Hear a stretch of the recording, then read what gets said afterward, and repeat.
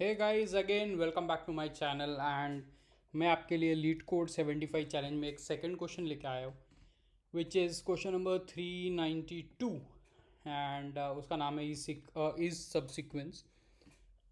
यहाँ पे क्वेश्चन में दो चीज़ें बताई गई है कि आपके पास दो स्ट्रिंग्स दी गई है और आपको ट्रू रिटर्न करना है अगर आपका सब्सिक्वेंस है स्ट्रिंग का, और फॉल्स रिटर्न करना है अगर नहीं है तो। क्वेश्चन आप पढ़ सकते हो वीडियो को पॉज करके, बट मैं आपको ओवरऑल एक क्वेश्चन का आइडिया दे देता हूँ। जैसे अगर हमारे पास एक स्ट्रिंग है एस, जिसमें हम लोगों ने दिया हुआ है A B C and T दिया हुआ है, उसमें A H B G D C है। बट अगर आप देखोगे ध्यान से तो ए अगर है तो यहाँ पे ए है, बी है तो एग्जैक्टली ए के बाद बी ही है, सी अगर देखोगे तो थर्ड नंबर पे है तो यहाँ पे भी सीक्वेंस में थर्ड नंबर पे ही है। तो अगर आप देखोगे तो ए बी सी जो है वो सीक्वेंस में है, इसलिए ये ट्रू होगी। तो इसका आप आउटपुट देख सकते हो, वो ट्रू दिया गया है।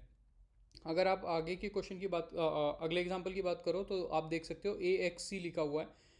ए तो है सीक्वेंस में, एक्स जो है वो है ही नहीं, एंड अगर एक्स नहीं है तो वो सब सीक्वेंस नहीं बनेगा, तो वो वैसे ही फॉल्स हो जाएगा, तो इसका आउटपुट फॉल्स आएगा।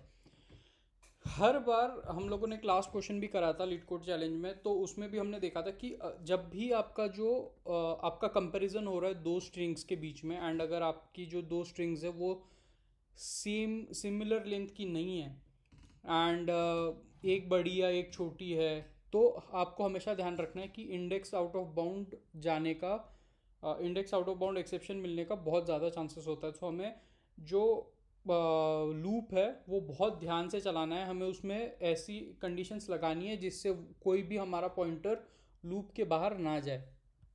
इस क्वेश्चन को अभी सॉल्व करते एंड मैं आपको बताता हूँ।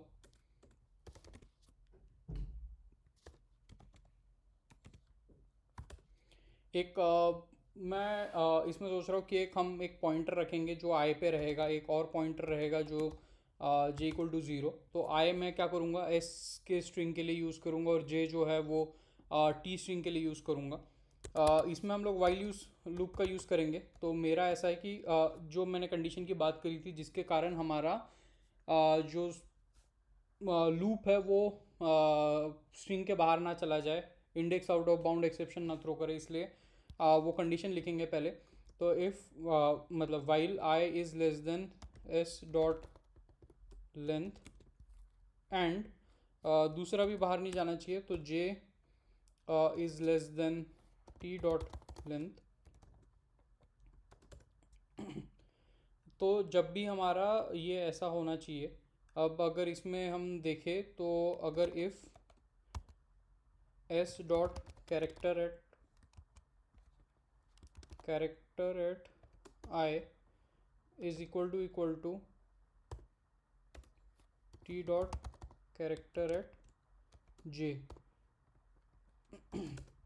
इसमें अगर देखोगे तो हमारा जो पहला है वो कैरेक्टर ऑफ ए जो है वो character at of I is equal to character of J, right.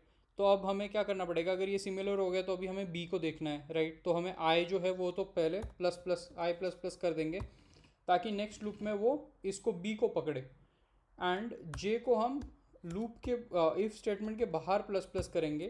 क्यों? क्योंकि अगर आप दूसरी कंडीशन देखो तो बी जो है, अगर यहाँ पे B equal to H no, तो तब हमें आई आगे नहीं जाना चाहिए, राइट। तब तब हमारा जे आगे जाना चाहिए ताकि वो नेक्स्ट स्ट्रिंग में नेक्स्ट कीवर्ड को चूज़ करे। इसलिए हम अगर इवन इफ ये स्टेटमेंट फॉल्स आती है तो हमें टी स्ट्रिंग में दूसरे कैरेक्टर पे जाना है, इसलिए हम जे बाहर लिखेंगे। अगर अब इस टाइम पे रिटर्न कर देंगे I is equal to S dot length. अभी इसका क्या मतलब हुआ कि आपके तीनों कैरेक्टर्स ये हो गए एंड आपकी एस डॉट जो लेंथ है वो भी सेम है,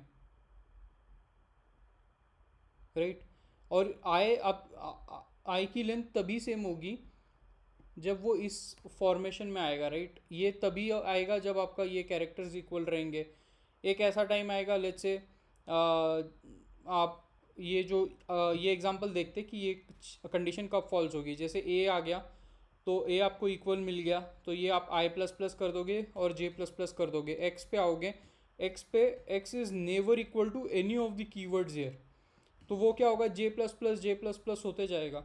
एंड जे प्लस प्लस होते होते ये कंडीशन एक बार आपकी फॉल्स हो जाएगी, और ये जैसी फॉल्स हो जाएगी तो ये बाहर चली जाएगी। और आपका आई अभी क्या है, आई आपका अभी भी 1 ही हुआ है, क्योंकि आपका सिर्फ ए मैच करा था, तभी वो लूप इफ स्टेटमेंट के अंदर गया था।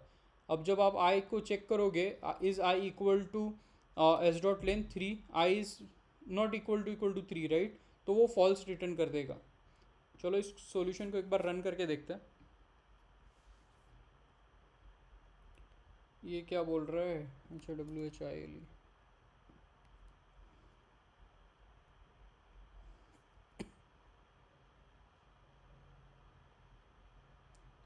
Cannot find symbol.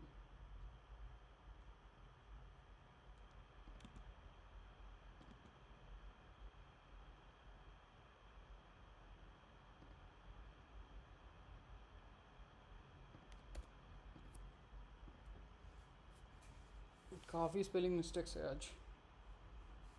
तो ये दोनों केसेस सक्सेसफुल हो गए। चेक करते कि सारे टेस्ट केसेस पास हो रहे हैं या नहीं। यस, सारे टेस्ट केसेस पास हो गए। आपका जो सॉल्यूशन है वो 91.88% ऑफ यूज़र्स को बीट कर रहा है। I think more than good enough है। एंड या अगर आपको कोई डाउट है तो आप प्लीज़ कमेंट बॉक्स में लिखिए, और प्लीज़ वीडियो को लाइक कीजिए, चैनल को सब्सक्राइब कीजिए। थोड़ा मोटिवेशन मिलता है, थोड़ी हेल्प मिलती है। Thank you guys.